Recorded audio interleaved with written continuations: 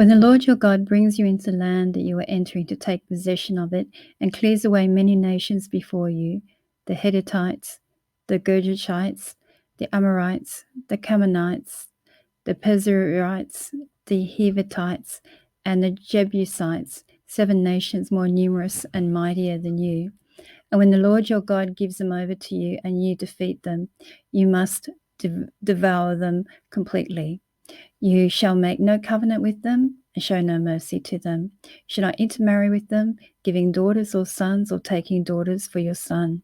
For they will turn your sons from following me to serve other gods, and the anger would be kindled against you, and he would destroy you quickly. But thus shall you deal with them. You shall break down the altars and dash into pieces their pillars and chop down their Asherim and burn their carved images in fire. For you are a people holy to the Lord your God.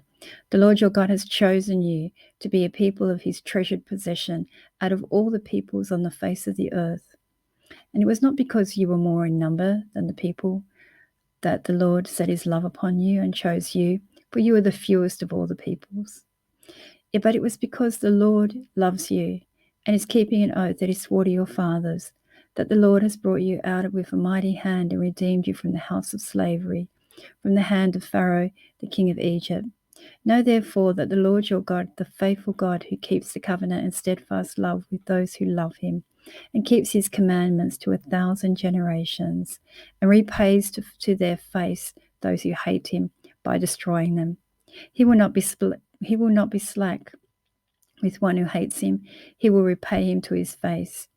You shall therefore be careful to do the commandment and the statutes and the rules that I command you today. And because you listen to these rules and keep them and do them, the Lord your God will keep the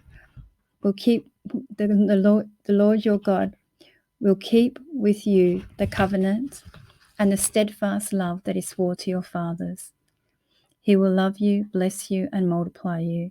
He will also bless the fruit of your womb and the fruit of your ground, your grain and your wine, your oil, the increase of your herds, the young of your flock, in the land that he swore to your fathers to give you.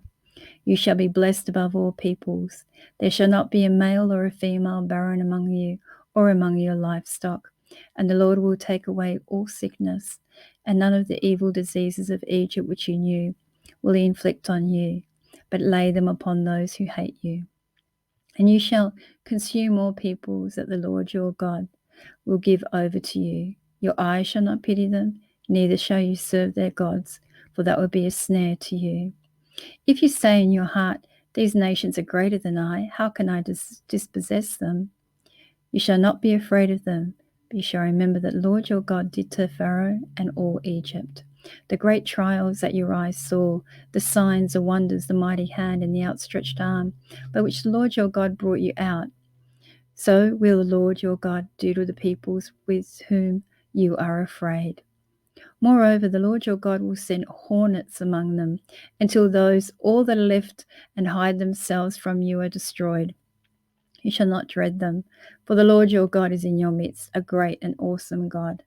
The Lord of your God will clear away these nations before you little by little. You shall not make an end to them at once, lest the wild beasts grow too numerous for you. But the Lord of your God will give them over to you and throw them into great confusion until they are destroyed. And he will give their kings into your hands, and you shall make their name perish from under heaven. No one shall be able to stand against you until you have destroyed them. The carved images of their gods you shall burn with fire. You shall not covet the silver or the gold that's on them to take for yourselves, lest it be an ensnarement for you. For it is an abomination to the Lord your God. And you shall not bring an abomination into the house and become devoted to it, or you'll be destructed like it. You shall utterly detest and abhor it, for it is devoted to destruction.